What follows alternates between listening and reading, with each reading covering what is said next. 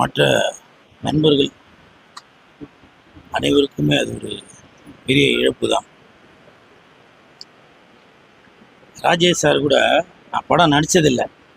ஆனால் ஒரு 3 மாதத்துக்கு முன்னாடி ஒரு டிவி நிகழ்ச்சி அவார்டு ஃபங்க்ஷன் அது. அந்த அவார்டு ஃபங்க்ஷனுக்கு போயிருக்கப்போ அவர் தான் எனக்கு அவார்டு கொடுத்தாரு.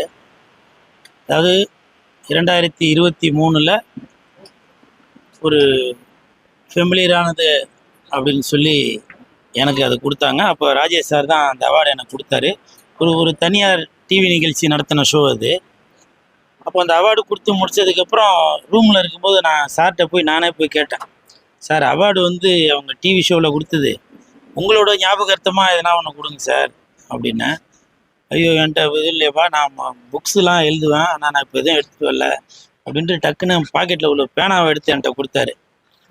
அது எனக்கு இப்போவும் ஞாபகம் இருக்குது.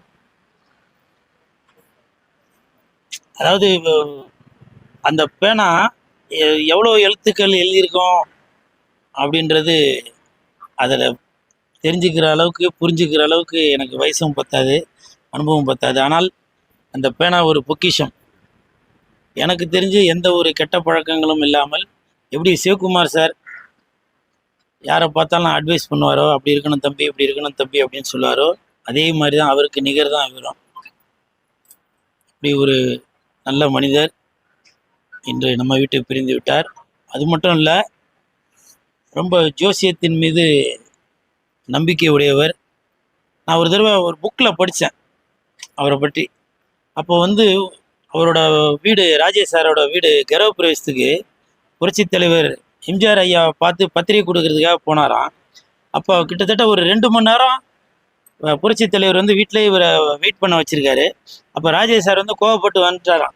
என்ன 2 மணி நேரமாக வெயிட் பண்ணுறோம், வரவே இல்லையே அப்படின்னு கோவப்பட்டு வந்துட்டாராம். ஆனால் பத்திரிக்கை கொடுக்காமலேயே புரட்சித் தலைவர் அவர்கள் அவருடைய கிரகப்பிரவேசத்துக்கு அட்டன் பண்ணியிருக்காரு.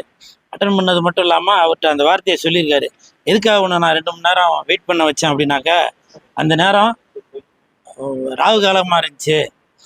ஸோ அந்த நேரத்தில் நீயும் நம்பிக்கை உள்ளாள், நானும் நம்பிக்கை உள்ளாள், அதனால் அந்த நேரத்தில் பத்திரிக்கை வாங்க வேணான்னு சொல்லி தான் நான் வெயிட் பண்ண வச்சேன் அப்படின்னு சொல்லி சொன்னார். அப்படி எல்லாரு கூடவும் நட்புல உள்ளவர். சினிமாவில் மட்டுமல்ல, இப்போ அரசியல்வாதிகள் கூட இவர் கூட நட்புல உள்ளவங்க தான். இப்போ உள்ள விடுதலை சிறுத்தைகளாக இருந்தாலும் சரி, ஏடிஎம்கே, டிஎம்கே, பாமக, பாஜக, இப்படி அனைத்து தலைவர் கூடயும் நட்புல உள்ளவர்.